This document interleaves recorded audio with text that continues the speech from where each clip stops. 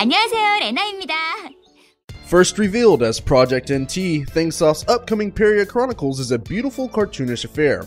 An MMORPG that seems capable of mixing the sandbox and building aspects of EverQuest Next with a Pokémon-inspired combat system. But let's not call them Pokémon. In Peria Chronicles, the creatures are called Kirana.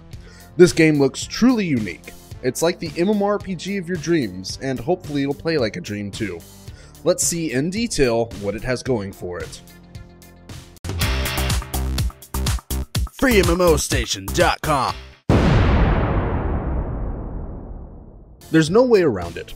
The first contact with Peria Chronicles is all about the amazing graphics. We don't get to see this kind of quality on cel-shaded anime visuals, especially in MMORPGs. It just looks right. The characters are cute, diverse, and apparently bursting with personality. But when we see them moving, the hair flowing, the plenty of clothing detail reacting to the character's movement, it really captures you. It also looks sexy. Perhaps a tad too sexy when all is said and done. Hentai fans will definitely take a look at this game and try to create adult content, and that's something that the developers are a little bit concerned about.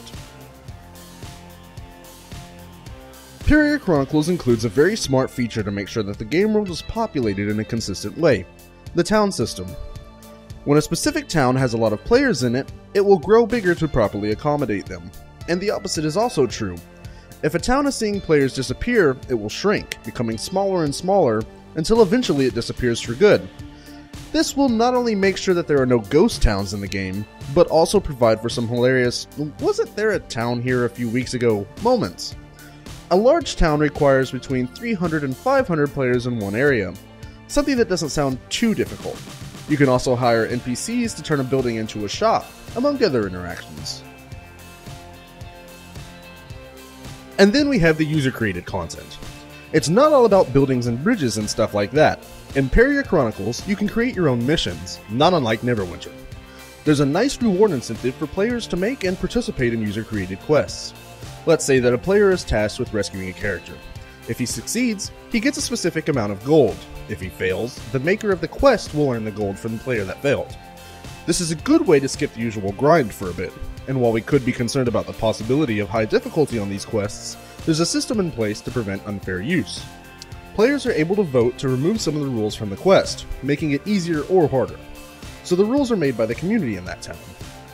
Besides storyline quests, players can also create things like cutscenes, emotes, dance moves, recipes, and so on.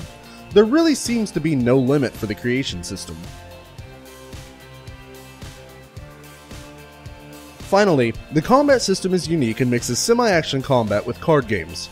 We can attack the enemies ourselves since there are no specific classes to confine us, but the combat focus is to use our Pokémon, our Kirana, to attack.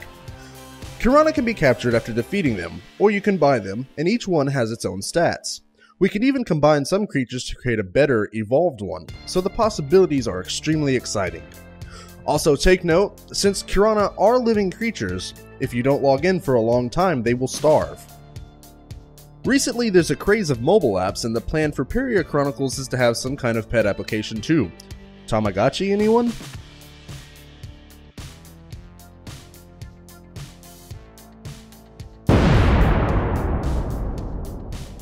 Apparently, Peria Chronicles won't have any proper in-game content, something that initially seemed odd to us, but eventually we came to understand this decision, seeing that the idea is that players create their own content and that there should be plenty to do. It's still a choice that will divide players for sure. While Thingsoft seems to be taking measures against in-game trolls, the kind that just lives to aggravate others, we're yet to see how effective those measures are. Will we be able to build something without fear of seeing a group of spiteful players voting to destroy it? And will the user-created quests be properly balanced, well integrated with the original content, and is there a way to rate those quests? It's nothing too upsetting on its own, but it could be very important in a game with a focus on user-created content.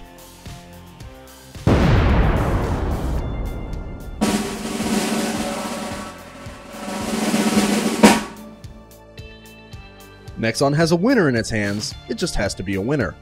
Even those who aren't too keen on anime visuals have to admit that this one is a looker. But it's what's under the hood that is making us extremely excited about this game. It's a world that we really want to build, and to create, and to be a part of. We're hoping for a community that will surprise us every day with new buildings, items, and quests. And then there's the Kirana collecting bit, which should round things up perfectly. Sadly, recent reports point to a late 2014 beta test and a 2015 release in Korea, which means that if, and that's a big if, the West is going to get Peria Chronicles, it'll probably take a couple of years at least. Moving to South Korea is becoming more and more appealing by the day, don't you guys think? I hope you guys enjoyed this video, and if you'd like to learn more about Peria Chronicles, you can head on over to our website. The link is in the description. Thanks for watching, and as always, I'll see you guys next time.